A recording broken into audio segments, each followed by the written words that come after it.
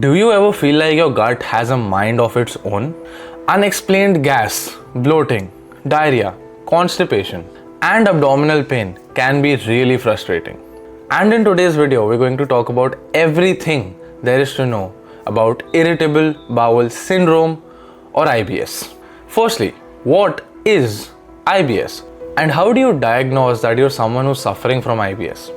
Well, research hasn't been able to explain the exact mechanism of why IBS happens, which is why it's also called as an idiopathic disease. But we also know that this happens because you consume foods that can trigger certain mechanisms inside of your gut, leading to various symptoms like pain, diarrhea, constipation, gas, bloating, and even abdominal distension, and even abdominal cramps. The most important cause of IBS or flares caused by IBS triggers is poor nutrition and lifestyle choices. These directly impact your gut health and cause chronic or long-term inflammation. In 2015, IBS affected up to 20% of the world's population, but its prevalence has increased even further over the course of the next 10 years. So naturally, the best way forward to prevent these flares is to eliminate these foods from your diet. Now, IBS is also common in gym enthusiasts because of following a high protein diet, which doesn't necessarily cause IBS, but it definitely aggravates the symptoms of someone already suffering from IBS. There are also other foods like dairy or caffeine which may trigger IBS even further but may not be the main cause of IBS itself. This happens because IBS contributes to hypersensitivity. This happens when your gut lining and the nervous system that supplies it becomes sensitive and easily triggered by surrounding stimuli.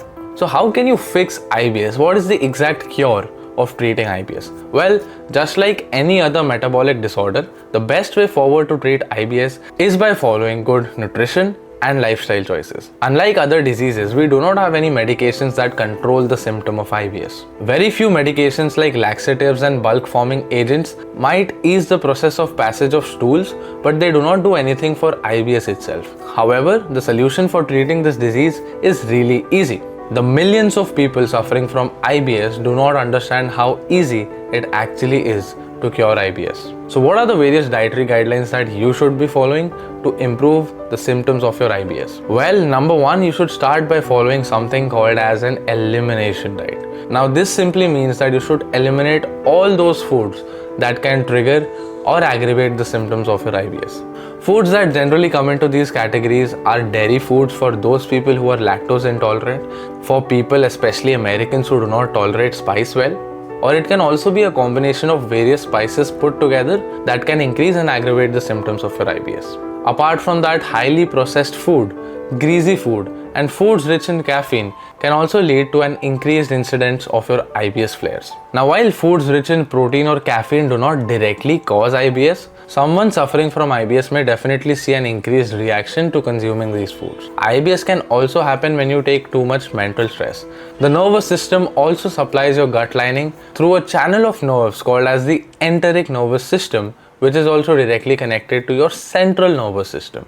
A lot of evidence has clearly suggested that your gut health and your mental health are directly related to each other. Someone suffering from poor gut health may also end up having poor mental health, and someone suffering from poor mental health can also end up having poor gut health. Any disruption in the gut-brain axis of your body can lead to an increased symptoms of IBS and hypersensitivity. The various mechanisms of IBS that lead to increased symptoms are as follows. Number one is hypersensitivity and inflammation, which lead to an increased irritation and can easily irritate the gut lining. Another mechanism is the leakage of water and electrolytes from your gut lining on consumption of foods that may act like toxins, thus leading to diarrhea. Apart from that, poor nutritional choices can also reduce the tone of your gastrointestinal muscles and sphincters, which lead to constipation and gastroesophageal refluxes. People may also rarely face symptoms like nausea, dizziness, headache, and even muscle pain when suffering from IBS.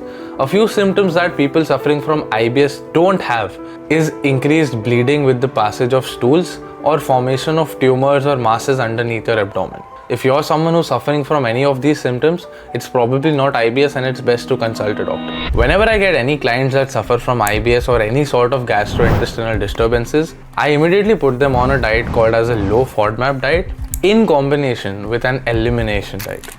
FODMAP stands for fermentable oligosaccharides, disaccharides, monosaccharides, and polyols. These are types of carbohydrates that can get easily fermented inside of your gut, leading to an increased production of gas, which causes bloating, irritation, diarrhea, or even constipation. Avoiding highly processed foods, high FODMAP foods, and making selections where you consume foods that are lower in the FODMAP scale as compared to those foods that are higher in the FODMAP scale can really help you improve the symptoms of your IBS. Making small changes like replacing apple with oranges for consumption of fruits can also reduce the symptoms of your IBS. To understand which foods come in low FODMAP or which foods come in high FODMAP, you can refer to this chart right here. You can screenshot this chart right here to understand exactly which foods are suitable for you. Apart from that, avoiding dairy-based foods like milk and paneer is also a good option.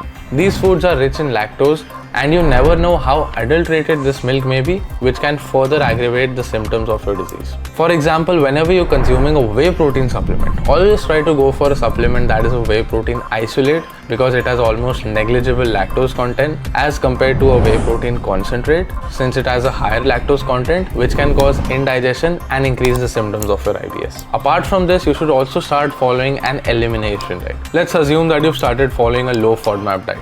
There may still be some foods that you're not able to tolerate properly. Foods like wheat, which are rich in gluten, or even whole eggs, might be a little harder to digest than normal. So it's best for you to reduce the quantity or completely eliminate these foods depending upon how aggravated the symptoms of your disease are. You should also avoid foods that are rich in anti-nutrients because they steal away important minerals from your diet, and try and consume foods that are rich in antioxidants and can reduce the reactive oxygen stress inside of your body.